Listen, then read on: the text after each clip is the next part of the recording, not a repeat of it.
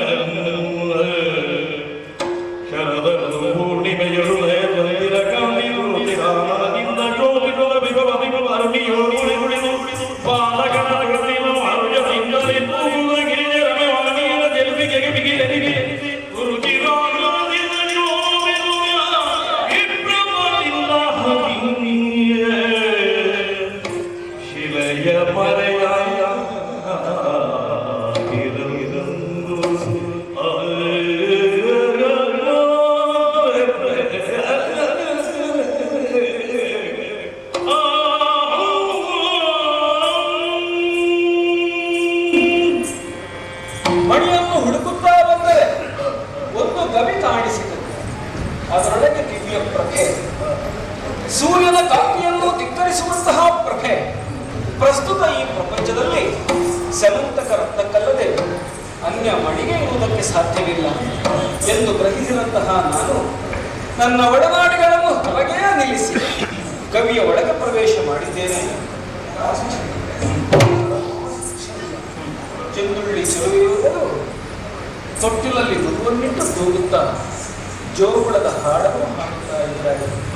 ಮಾತ್ರವಲ್ಲ, ಗಿರಿಜೆ, ರಮೆ, ವಾಣಿಯ ಪತ್ನಿಯರ ಚದುವಿಕೆಯನ್ನು ಮೀರಿಸುವಂತಹ ಸೊಗಸು. ಯಾರು ಈ ಚಂದ್ರಮುಖಿ? ಈ ಕವಿಯೊಳಗೆ ಇವಳೇಕೆ ಬಂದಳು? ಚೆಲುವೆಯ ಕೈಯಲ್ಲಿ ಆ ಹಸುಳೆ ಇರುವುದಕ್ಕಾದರೂ ಯಾರು? ಒಟ್ಟು ಗೊಂದಲದ ಗೂಡಾಗಿದೆ ಮನಸ್ಸು. ಆ ಹಾಡಿನಲ್ಲಿ ಹೊಂದಿರತಕ್ಕಂತಹ ಶಬ್ದಗಳು ಏನೋ ಒಂದು ಕಥೆಯನ್ನು ಹೇಳುತ್ತಾ ಇದೆಯಲ್ಲ. ಕಥನ ಕಾವ್ಯವನ್ನು ಜೋಗುಳ ರೂಪವಾಗಿ ಕಿವಿದೆರೆಗೆ ಅಪ್ಪಳಿಸುತ್ತಾ ಇದೆ. ಸ್ವಲ್ಪ ಆ ಹಾಡಿನೊಳಗೆ ಏನು ಅಂತ ಶಿಲೆಯ ಮನೆಯಲ್ಲಿ ಅಡಗಿ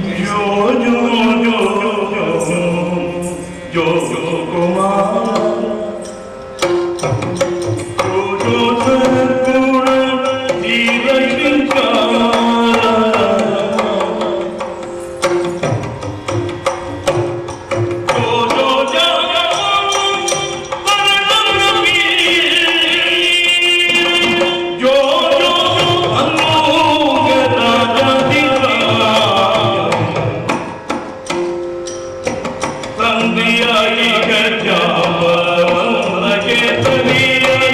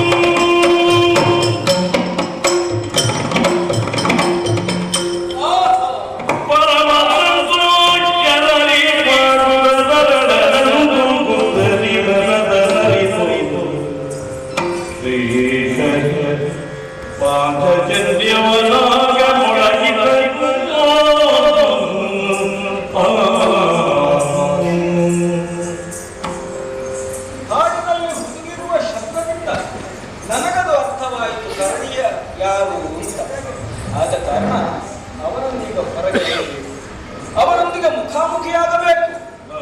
ಅದಕ್ಕಾಗಿ ಆ ಕರುಣಿಯ ಎದೆಯೇ ನಡುಗುವಂತೆ ಪಾಂಚಜನ್ಯವನ್ನು ಮೊಳಗಿಸುತ್ತೇನೆ.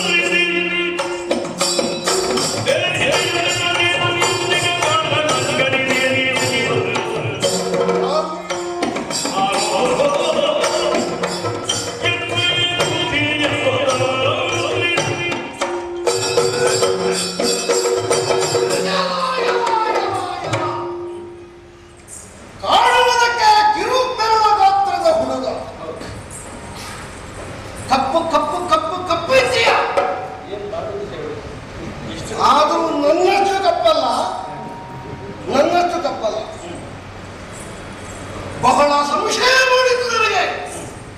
ಹಾಗಾಗಿ ಇಲ್ಲ, ಆರಾದರೂ ನನ್ನ ಮುಂದೆ ಬರುವುದಕ್ಕೆ ಸಾಧ್ಯ ಇಲ್ಲ. ಕಾಮ ಕ್ರೋಧ ಲೋಭ ಮೋಹ ಮದ ಮತ್ಸರ ಷಡ್ವರ್ಗಗಳು, ಅದನ್ನು ಹರಿಷಡ್ವರ್ಗಗಳು ಅಂತಲೇ ಕರೆಯುವುದು. ಅವಾದರೂ ನನ್ನ ಮುಂದೆ ನಾನು ಊಟ ಹೇಳಿಕೊಳ್ಳುವಲ್ಲಿ ಹಿಂಜರಿಯುತ್ತವೆ, ಹಿಂದೆ ಬೀಳುತ್ತವೆ. ಅಂಥದ್ದರಲ್ಲಿ ನನ್ನ ಗುಹೆಯನ್ನು ಸ್ವತಂತ್ರಿಸಿ ನೀನು ಪ್ರವೇಶ ಮಾಡಿದ್ದಿ ಅಂತಾದ್ರೆ ನಿನ್ನ ಎದೆಯಲ್ಲಿ ಏನು ಅರೆ ಬೆಳೆದಿದೆಯೇ? ಅಲ್ಲ, ಅರೆ ಬೆಳೆದಿರುವಂತಹ ಎದೆಯುಳ್ಳವನೇ ನೀನು, ಅಲ್ಲ ಅರಮನೆಯಾದಂತಹ ಮನಸ್ಥಿತಿ ಉಳ್ಳವನೇ ನೀನು. ನನಗೆ ಅರ್ಥ ಆಗುವುದಿಲ್ಲ. ಏನೋ ಒಂದು ಧ್ವನಿ ಎಬ್ಬಿಸಿದೆ. ಪ್ರಣವವನ್ನೆಲ್ಲ ಕೇಳಿ ಅಭ್ಯಾಸವುಳ್ಳವರು ನಾವು. ನಿನ್ನ ಕೈಯಲ್ಲಿರುವಂತಹ ಶಕ್ತಿಯಿಂದ ಸರಿಯಾಗಿ ಸ್ವರ ಹೊರಡುವುದೇ ಹೌದಾದ್ರೆ ಅದು ಓಂಕಾರದ ಪ್ರಣವ. ನನ್ನ ಮಗಳು ಹೆದರಲಿಕ್ಕಿಲ್ಲ ಆ ಸ್ವರಕ್ಕೆ, ಆದರೂ ನನ್ನ ಮಗಳು ಹೆದರಿದ್ದಾಳೆ ಅಂತಾದ್ರೆ ಸ್ವರ ಏನೋ ವಿಕಾರವಾಗಿ ಬಂದಿದೆ ಎನ್ನುವುದರಲ್ಲಿ ಅನುಮಾನವೇ ಇಲ್ಲ. ಶಂಕರಲ್ಲಿಯೂ ಸ್ವರ ವಿಕಾರ ಬಂದೀತೆ, ಕೆಲವು ಸಲ ಬರ್ತದೆ. ಓದುವವನ ಕೈಯಲ್ಲಿ ಗಾಳಿ ಎಲ್ಲೆಲ್ಲಿ ಹೋದ್ರೆ ಮತ್ತೆ ವಿಕಾರವೇ ಬರುವುದು. ಶಂಕ ಓದಲಿಕ್ಕೆ ಗೊತ್ತಿಲ್ಲದವ ಶಂಕ ಹಿಡ್ಕೊಂಡು ಬಂದಿಯೋ? ಅಲ್ಲ, ಹೇಗೆ ಶಂಕ ಉಳಿದಿತ್ತು? ಕಾಳಗಕ್ಕೂ ಕಲ್ಯಾಣಕ್ಕೂ ಸಂಕಲ್ಪವಿಲ್ಲ.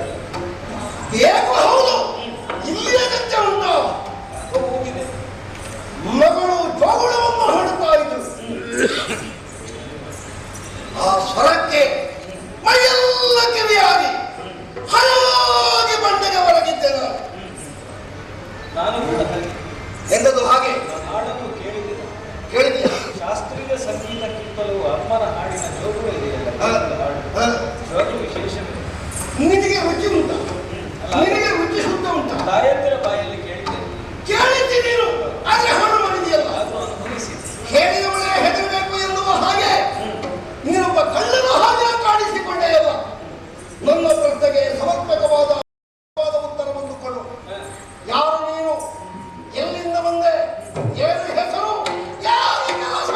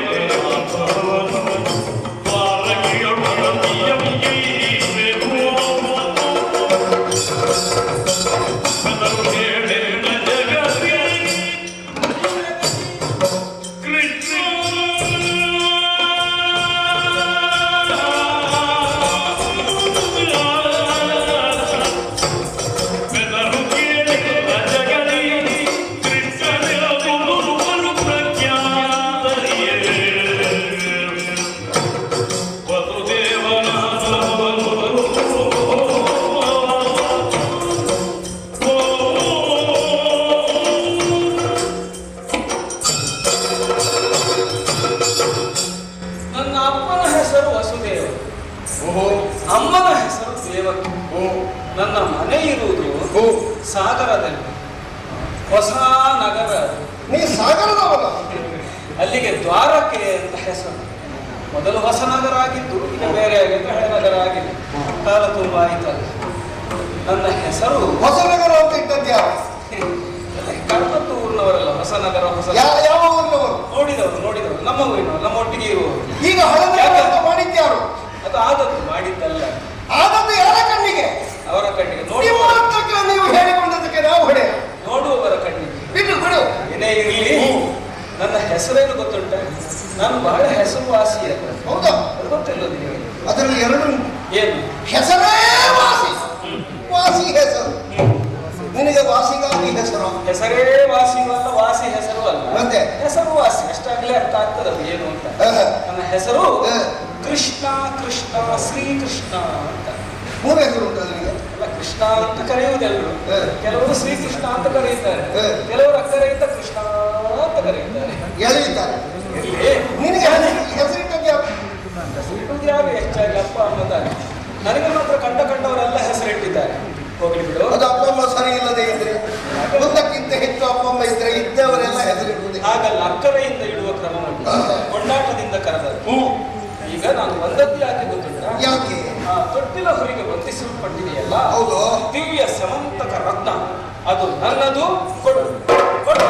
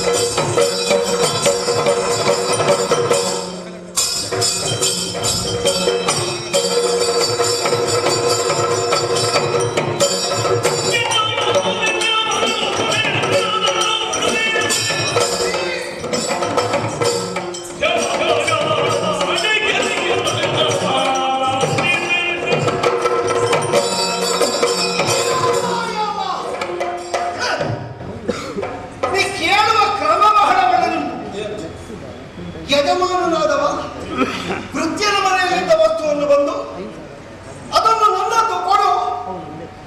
ನೀನು ಯಜಮಾನ ಅಲ್ಲ, ಹಾಗೆ ಅಲ್ಲ. ನಾನು ನಿನ್ನ ಸೇವಕರು. ಈಗ ಒಂದು ವಸ್ತು ಕಳಕೊಂಡಿದ್ದೇನೆ, ಅದು ಇನ್ನೊಬ್ಬನಿಗೆ ಸಿಕ್ಕಿದೆ. ಅವನಲ್ಲಿ ಉಂಟು ಅಂತ ಗೊತ್ತಾದ್ಮೇಲೆ ನಾನು ಕೊಡು ಅಂತ ಕೇಳುದು. ಯಜಮಾನಿಕೆ ಅಂತ ಕೇಳಿದಲ್ಲ. ಒಂದು ವಸ್ತುವನ್ನು ಪಡೆಯುವಲ್ಲಿ 4 ವಿಧಾನಗಳುಂಟು. ಒಂದು ದಾನ ಮೂಲಕವಾಗಿ ಪಡೆಯುವುದಕ್ಕಾಗ್ತದೆ, ಮತ್ತೊಂದು ವಿಕ್ರಯದಿಂದ ಹೊಂದುವುದಕ್ಕಾಗ್ತದೆ, ಮಗನೊಂದು ವಿನಿಮಯದಿಂದ ಸಂಪಾದಿಸುವುದಕ್ಕೆ ಬರ್ತದೆ, ಮತ್ತೊಂದು ವಿಕ್ರಮ, ವಿಕ್ರಯ, ವಿನಿಮಯ, ವಿಕ್ರಮ. ದಾನ 4. ಮೂರನ್ನು ಬಿಟ್ಟು ವಿಕ್ರಮಕ್ಕೆ ಮಾಡಿದಿರುವ ಈ ಮಾಡಿ ಅದರ ಕಥೆ ಗೊತ್ತೇನೋ ನಿನಗೆ? ನಿನ್ನ ವಿಕ್ರಮದಿಂದ ನೀನು ಪಡೆದುಕೊಂಡೆ. ನನ್ನ ಬಾಹು ಸಾಮರ್ಥ್ಯದ ಮೂಲಕವಾಗಿ ಕೈವಶವಾದದ್ದು. ನನ್ನಲ್ಲಿ ಹೋರಾಡಿದ್ದು ನನಗೆ ನೆನಪಿಲ್ಲವಲ್ಲ. ನಿನ್ನಲ್ಲಿ ಅಲ್ವಾ? ಮತ್ತೆ ಆ ಮಣಿ ನಿನ್ನಲ್ಲೇ ಇತ್ತ? ಅಲ್ಲಿತ್ತು ಅಲ್ಲ, ಒಂದು ಕಡೆಯಲ್ಲಿ ಇತ್ತು. ನನಗೆ ಹೇಗೆ ಸಿಕ್ಕಿತ್ತು ಗೊತ್ತಾ? ನಾನು ಹೀಗೆ ಆಕೆಯನ್ನು ಹುಡುಕುತ್ತಾ ಹೋಗುವಾಗ ರಕ್ತಸಿಕ್ತವಾಗಿರುವಂತಹ ಕೇಸರದ ಜೊತೆಯಲ್ಲಿ ಮೃಗರಾಜನಾದಂತಹ ಸಿಂಹ ತಲೆ ಎತ್ತಿ ಬರ್ತಾ ಇದ್ದ. ಅವರಲ್ಲಿ ಖಾಡಿಯಾದಂತಹ ಹೋರಾಟವನ್ನು ಕೊಟ್ಟೆ. ವಿಕ್ರಮಾರ್ಜಿತ ಸತ್ವಸ್ಯ ಸ್ವಯಂ ಅಂತ ಹೇಳಲ್ಪಟ್ಟ ಹರೆಯೇಶ್ವರನ್ನು ಪಂಚಾಸ್ಯರನ್ನು ನೆಲಕ್ಕೆ ಒರಗಿಸಿ ನನ್ನ ವಿಕ್ರಮದ ಪ್ರತೀಕವಾಗಿ ಅರ್ಪಿಸಲ್ಪಟ್ಟ ಈ ಮಣಿಗೆ ಪ್ರಕೃತಾಲೋನೆಯ ಸ್ವಾಮಿ. ನೀನು ನನ್ನನ್ನೇ ವಿಕ್ರಮದಿಂದ ಸೋಲಿಸಿ ಪಡೆದಿದ್ದರೆ ನೀನು ವಿಕ್ರಮದಿಂದ ಪಡೆದ್ದು ಎಂಬುದು ಸಾಧುವಾಗುತ್ತಿತ್ತು. ಇಲ್ಲಿ ಹಾಗಲ್ಲ. ಮತ್ತೆ ಒಂದು ಪ್ರಾಣಿಯನ್ನು ಹೊಡೆದು ನೀನು ಅದನ್ನು ಪಡೆದುಕೊಂಡಿದ್ದು.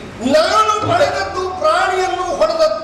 ಈಗ ಆ ಮಣಿ ಯಾರದ್ದು ಅಂತ ನಿನಗೂ ಗೊತ್ತಿಲ್ಲ, ನನಗೆ ಅಗತ್ಯ ಇಲ್ಲ. ಈಗ ನನ್ನದು ಎಂದು ತಿಳಿದ ಬಳಿಕ ಅದನ್ನು ಕೊಡಬಹುದಲ್ಲ? ನಿನ್ನದ್ದು ಎನ್ನುವುದರಲ್ಲಿ ಏನು ಸಾಕ್ಷ್ಯಾಧಾರಗಳುಂಟು? ನಾನು ಹುಡುಕಿಕೊಂಡು ಬಂದದ್ದೇ ಸಾಕ್ಷಿ. ಎಲ್ಲ ಹುಡುಕಿ ನಾಳೊಬ್ಬ ಬರ್ತಾನೆ, ಇವತ್ತು ನೀನು ಕೊಂಡೋಗುವಾಗ ನಾಳೊಬ್ಬ ಬರ್ತಾನೆ ನಮ್ಮ ಮಣಿ ಇಲ್ಲ ಅಂತ.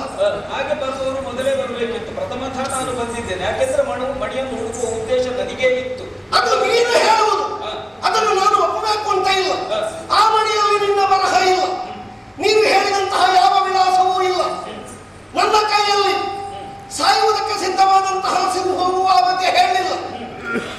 ಸಂಪಾದನೆ ಮೃಗರಾಜನಾದ ಕೇಸರಿಯ ಕೈಯಲ್ಲಿತ್ತು. ಹಾ. ನನ್ನ ವಿಕ್ರಮದಿಂದ ಅದು ನನಗೆ ಸಿಕ್ಕಿದೆ. ಈಗ ನಾನು ಹೇಳ್ತೇನೆ, ಏನು ನಿನ್ನ ಮನೆಯಲ್ಲಿ ಮಣಿ ತಯಾರಾಗ್ತದ? ಆ ಮಣಿಯನ್ನು ಸತ್ರಾಜಿತ ಸೂರ್ಯನನ್ನು ವಹಿಸಿ ಪಡೆದಿದ್ದ.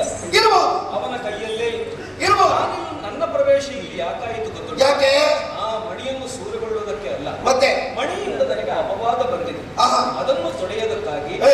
ಆ ಮಣಿಯನ್ನು ನಾನು ಕೊಂಡು ಹೋಗಿ ಹೇ. ನಿಜವಾದ ಮಣಿಯ ಯಜಮಾನ ಯಾರು ಅವನಿಗೆ ಒಪ್ಪಿಸಬೇಕಾಗಿದೆ. ಹೇ. ನನ್ನದು ಇದೊಂದು ಕೆಲಸ ಸೇವೆ. ಈಗ ನಿನಗೆ ಅಪವಾದ ಬಂದದ್ದು ಏನು ಅಂತ? ಆ ಮಣಿಯಿಂದ ಕಳ್ಳ ಸುಳ್ಳ ಅಂತ ಬಂದಿದೆ. ಹಾಗಾದ್ರೆ ಮಣಿ ಇಲ್ಲಿ ಉಂಟು ಅಂತ ಗೊತ್ತಾದ ಮೇಲೆ ಹಾ. ಅದಕ್ಕೆ ಸಂಬಂಧಪಟ್ಟವರನ್ನು ಇಲ್ಲಿಗೆ ಕರ್ಕೊಂಡು ಬಾ. ನಾವು ವಿಚಾರಿಸ್ತೇನೆ. ಮಧ್ಯವರ್ತಿಯಾಗಿ ನೀನು ಬೇಡ ನನಗೆ. ನಾನು ಅವನಿಗೆ ಸಂಬಂಧಿಸಿದವರೇ, ಯಾಕೆಂದ್ರೆ ನಮ್ಮ ಜಾತಿಯವ. ಹಾ.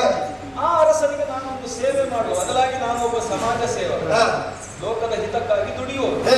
ಆದ್ದರಿಂದ ಸೇವಾ ಕಾರ್ಯವನ್ನು ಮಾಡ್ತೇನೆ. ಕೊಡು ನನಗೆ. ಕೊಡುವುದಿಲ್ಲ. ವಿಕ್ರಮನಿಗೆ ಒಪ್ಪಿಗೆ ಮಾಡು.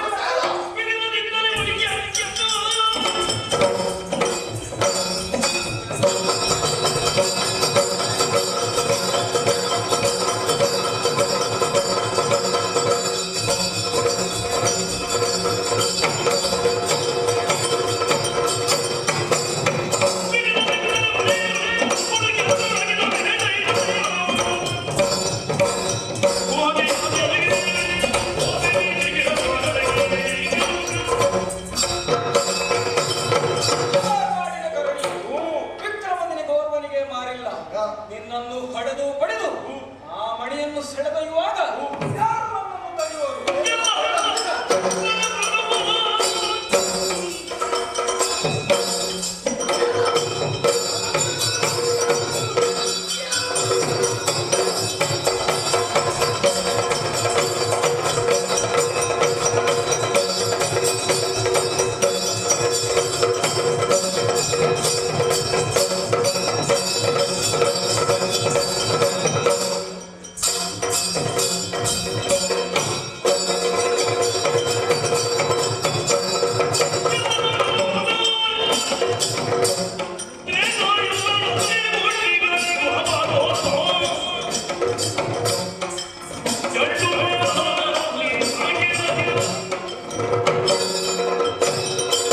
ಏನಂತ ಭಾವಿಸಿದೆಯಾ?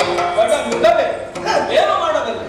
ನೀನು ಹೊಡೆಯುವಾಗ ನಾನೇನು ತತ್ತರಿಸಿ ಹೋಗ್ತೇನೆ ಅಂತ ಭಾವಿಸಿದ್ದೆ. ಏನು ಮಾಡ್ತೀನಿ? ನಾನು ಬಡವನ ಅಂತ ತಿಳಿದೆಯ ಅಲ್ಲ. ಕೇಳಿ ಕೇಳಿ ನೀನು ಹೇಳಿದ ಹಾಗೆ ಇದು ದ್ವಾಪರ.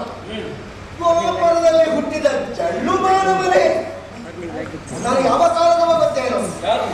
ಕೃತಯುಗದ ಅಂತ್ಯ, ತ್ರೇತಾಯುಗದ ಆರಂಭ. ಸೃಷ್ಟಿಕರ್ತನಾದಂತಹ ಬ್ರಹ್ಮದೇವ ತನ್ನ ರಾಜ್ಯವನ್ನೆಲ್ಲ ನಿವಾರಿಸಿ ಬಾಯಿಯನ್ನು ತೆರೆದ. ಅಲ್ಲ ನಿವಾರಿಸುವುದಕ್ಕಾಗಿಯೇ ತೆರೆದ. ಆ ಕಾಲಕ್ಕೆ ಅವನ ಜನ್ಮಗಳು ರಂಭಿಸಲ್ಪಟ್ಟಾಗ ಇಬ್ಬರು ಹುಟ್ಟಿಕೊಂಡದ್ದು. ಒಬ್ಬ ಧ್ರುವನಾಮಕ, ಇನ್ನೊಬ್ಬ ಜಾಂಬವನಾಮಕ. ನನ್ನ ತಮ್ಮ ಧ್ರುವ, ನಾನು ಜಾಂಬವ.